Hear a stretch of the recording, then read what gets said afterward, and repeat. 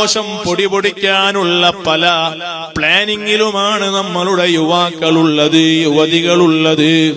മുസ്ലിം സമുദായം ശ്രദ്ധിക്കണം പ്രത്യേകം. കാരണം അനിസ്ലാമിക ആഘോഷങ്ങൾ നമുക്ക് ഭൂഷണമല്ല. പുതിയ വർഷം വരുമ്പോൾ ആത്മീയമായ ചിന്തകളാണ് നമുക്കുണ്ടാകേണ്ടത്. എന്റെ ആയുസ്സിൽ നിന്ന് ഒരു വയസ്സുകൂടി കൊഴിഞ്ഞു പോയല്ലോ, ഞാൻ ഖബറിലേക്ക് അടുക്കുകയാണല്ലോ, മരിക്കാൻ എനിക്ക് സമയം അതാ കുറഞ്ഞുവല്ലോ,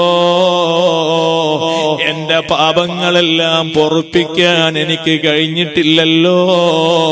അതുകൊണ്ട് ഈ പുതിയ വർഷം വരുമ്പോ ഞാൻ തൗബ ചെയ്യട്ടെ, ഞാനൊന്ന് നന്നാവാൻ ചിന്തിക്കട്ടെ, ഞാൻ നന്മകൾ ചെയ്യുമെന്ന പ്രതിജ്ഞ പുതുക്കട്ടെ. ഇതാണ് പുതുവർഷ പുലരിയിൽ വിശ്വാസികൾ നിർവഹിക്കേണ്ടത്.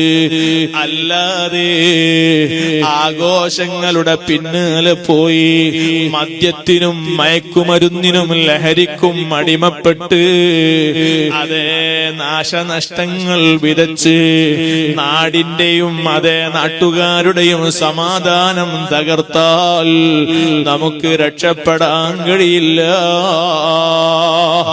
ന്യൂ ഇയർ ആഘോഷത്തിന്റെ വേളയിൽ നമ്മളുടെ കേരളത്തിൽ കൂടുതൽ മദ്യം വിറ്റഴിക്കപ്പെടുന്നു, ലഹരി വിൽപ്പന ചെയ്യപ്പെടുന്നു എന്ന വാർത്ത എല്ലാ ന്യൂ ഇയർ വരുമ്പോഴും പത്രമാധ്യമങ്ങളിൽ കേരളീയരായ നമ്മൾ വായിക്കുന്നവരല്ലേ പ്രിയപ്പെട്ടവരെ? ന്യൂ ഇയർ വരുമ്പോ എന്തിനാണ് നമ്മളുടെ തലച്ചോറ്, നമ്മളുടെ മസ്തിഷ്കം, നമ്മളുടെ ബുദ്ധി, നമ്മളുടെ വിവേകവും നമ്മൾ നഷ്ടപ്പെടുത്തുന്നത്? നമ്മുടെ യുവാക്കൾ ശ്രദ്ധിക്കാൻ വേണ്ടി ഓർമ്മപ്പെടുത്തുകയാണ്.